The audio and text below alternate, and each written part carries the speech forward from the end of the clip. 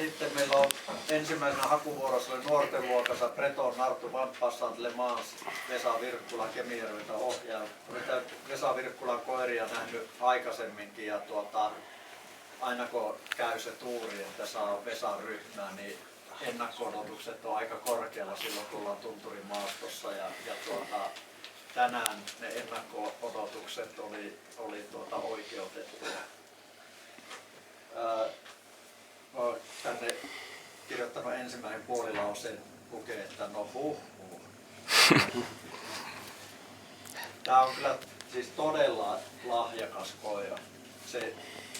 Ja jos niin taas puhutaan näistä keliolosuhteista, kun siellä on semmoista kantavaa hankia vähän siellä alla ja 30 senttiä, 20-30 senttiä pehmeää lunta, niin se ei todellakaan ole tämmöiselle pienelle koiralle yhtään sen helpompaa ja kevyempää kuin niille isollekaan koirille. Sen jalat on vielä lyhyemmät, mutta tällä koiralla se ei häiritse sen menoa ollenkaan. Se lähtee välittömästi, kun se irti päästetään, niin lapattamaan sinne semmoinen bretonimaiseen tyyliin. Nuorten luokan koira mentiin sitten myötätuuleen tai vastatuuleen tai sivutuuleen, niin se on samankaltaista. Hienosti tuulta leikkaavaa hakua ja pyrkii koko aika niin kuin lintuille. Ei tule turhia pois. Voisi pitää ehkä paremmin yhteyttä ajoittain, mutta tottelee hyvin pilliä.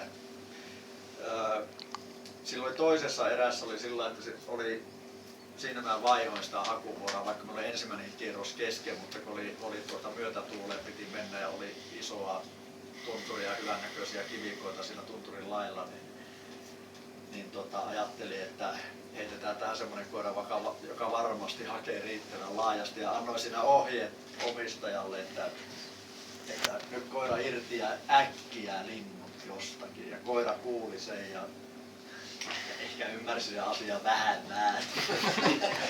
se lähti siitä ja spurttasi sinne tunturiin ja jäi aikaakaan, kun koira nähdään seisomassa siellä meidän etumaastossa 200 metrin päässä ja mennään tekemään siitä riistatyötä ja kuvan saatuaan koira etenee halukkaasti ja nostaa sitä 2 liekkoa lentoon ja ammuttaessa on täysin rauhallisesti paikalla. Tehdään kylmälinnun nouto. Siinä hyvää kennelhengin kaikkia hyviä tapoja loukaten, niin jälkijoukko mitä siellä oli, niin pitää aivan järjetöntä meteliä siellä, vaikka oli sanottu, että tehdään kylmälinnun noutoa, niin hyi teitä, hävetkää.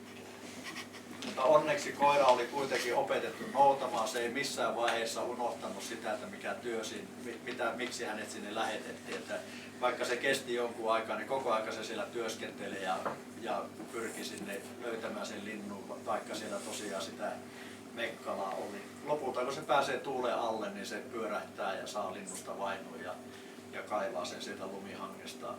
Lumihangasta riekon kerran korjaa otetta siinä sitten matkan varrella, mutta tuo sen ihan nätisti ja luuttaa istua. Ja sanoisin, että minusta tämä on erittäin lahjakas koira. Huippuhienoa hakua, liikkuu hienosti, menee hienosti linnulle, seisoo vakuuttavasti sopivalta etäisyydeltä, etenee halukkaasti. Tässä ei ole niin kuin minkäännäköisiä semmoisia, että mitä voisi tehdä jotenkin toisin tai paremmin. Se oli ihan täydellinen paketti tuohon ikään. Hausta annan sille täydet 5x840 riistatyöstä. En mä tiedä minkä takia. Mutta olen antanut sille vaan 4 pistettä. Sitä voinut antaa ihan 5, mutta nyt on antanut jostain syystä 4 pistettä ja se riittää. 28. Nouvosta 1 pisteen puolta siitä, että se laski sen riekon sillä maahan. 4x2 vesityöstellä on 4x3 12, yhteensä kertyy 88 pistettä nuorten luokan.